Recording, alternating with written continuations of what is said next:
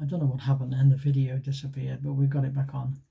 She had this idea in her heart that one day she would go to China and be a missionary.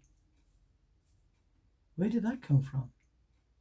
That came from some sort of report that she'd read. It came from some sort of biography that she'd read. And God had touched her life and given her this concept, and that concept remained with her. I'll tell you a little secret.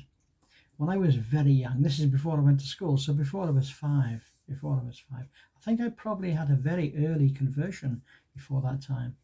But I remember at that very earliest day thinking, one day God will make me a preacher.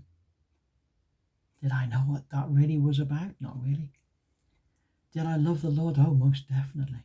Most definitely. Very, very, very clearly. I love the Lord very clearly. Even at that very, very, very early. Did I know everything? Of course not. No, at a much later date I came to a very clear assurance of salvation. But in that very earliest day,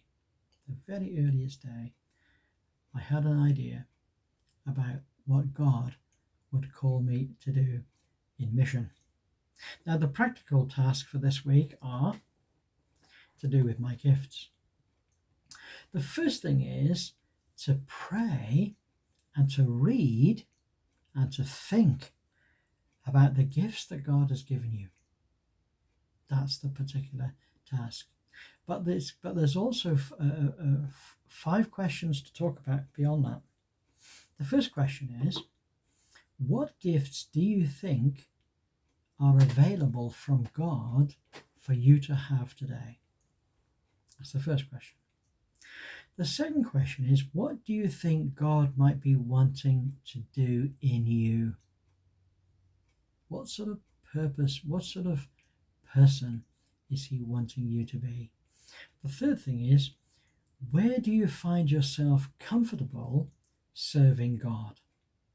And lastly, what gifts would you like to have?